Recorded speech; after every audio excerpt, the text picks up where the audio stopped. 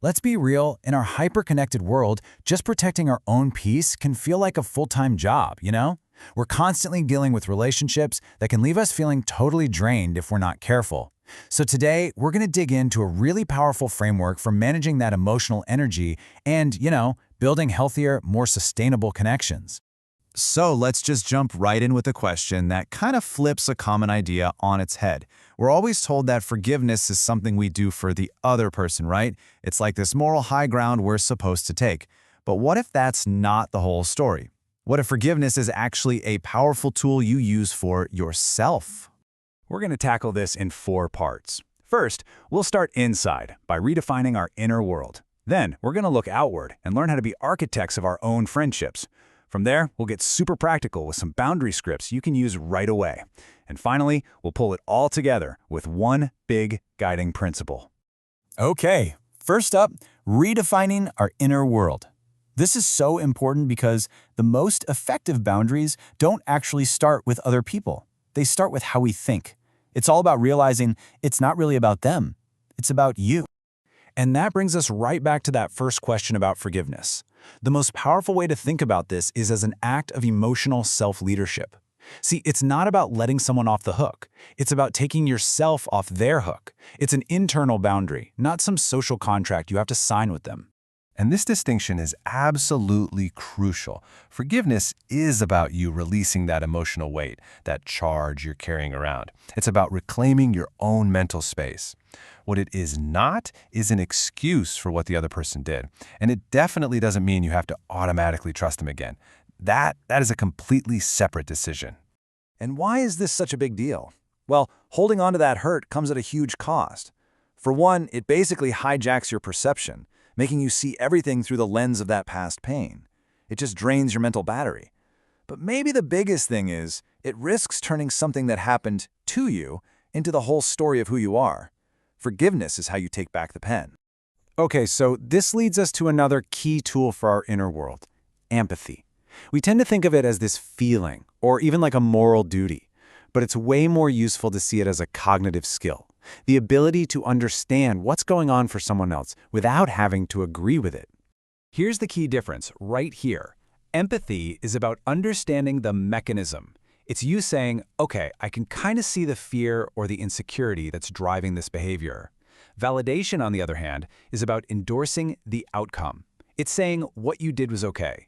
And you can absolutely 100% understand someone without ever validating their behavior. So this all boils down to a mantra you can actually use. It's a powerful both and statement. It allows you to hold compassion for someone, to see their humanity, while at the same time holding a really firm boundary to protect yourself from their dysfunction. Understanding can explain behavior, but it's boundaries that respond to it. All right, so now that we've kind of sorted out our inner world, let's look outward. In part 2, we're going to become architects of our friendships. This means we stop seeing our relationships as just this random collection of people and start seeing them as a social ecosystem that we can actually design with intention. And the key idea here is to think in circles, not ladders. It's not about ranking your friends as better or worse. It's about seeing them in these concentric circles, where each circle serves a different but really valuable purpose in your life.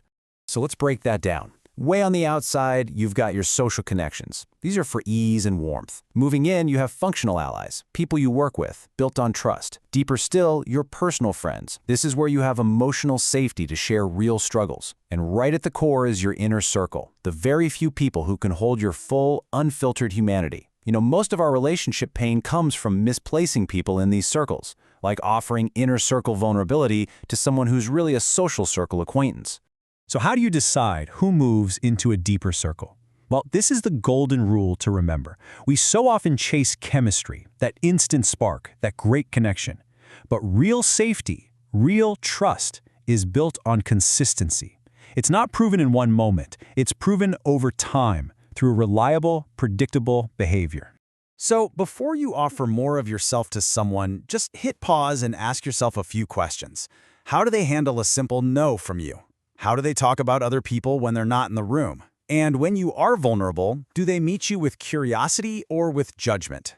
The answers to those questions will tell you exactly which circle they've earned a place in. Okay, part 3. This is where we get into the really practical stuff. We've got the mindset, we've got the structure, but what do you actually say in those awkward, energy-draining moments? Let's get into some scripts. Scenario 1. Oh, we've all been here. Someone starts unloading really heavy emotional stuff on you without your consent. It's not a conversation. It's what people call trauma dumping, and man, it can be so draining if you're not ready for it. So here are 3 gentle but really firm ways to handle this. You can interrupt early and just be honest. I can tell this is heavy and I just don't have the emotional space for it right now. Or you can try to redirect them by asking, wow, that sounds really tough. Have you been able to talk to a professional or someone close about this? Or if you have a little bit of capacity, you can set a clear time limit. I've only got about 5 minutes, but I can listen until then. Any of these will protect your energy while still being kind. And here's another tricky one, especially at work. Someone wants to pull you into complaining about a coworker. It feels like such a trap, right? It can lead to gossip and taking sides and getting all tangled up in drama. So, how do you gracefully get out of that? Well, you could offer a neutral deflection, something like, yeah, work dynamics can be so tricky. Or you could state a personal value, like, I really try to stay out of office politics. Or, and this one is really effective, you can reframe it constructively. That sounds tough. What do you think would make the situation easier for you? Each one protects your peace without creating a big conflict. Okay, finally, let's pull all of this together. Part 4 is all about the one single principle that integrates everything we've been talking about. Just think about the 2 extremes for a second. On the one hand, if you offer warmth and empathy to everybody without any awareness or boundaries, you are on a fast track to burnout. But on the other hand, if you have all the awareness and all the boundaries in the world, but you have no warmth, you just end up isolated. Neither of those is the goal. The goal, the sweet spot, is to integrate both. It's to be a warm, compassionate, connected person who is also really discerning about where and with whom you share your precious energy. It's that simple, powerful combo of being both kind and wise. So, I'll just leave you with this question to think about. As you go about your week, think about this balance. Where in your life, in your relationships, could you apply just a little more discernment with your warmth?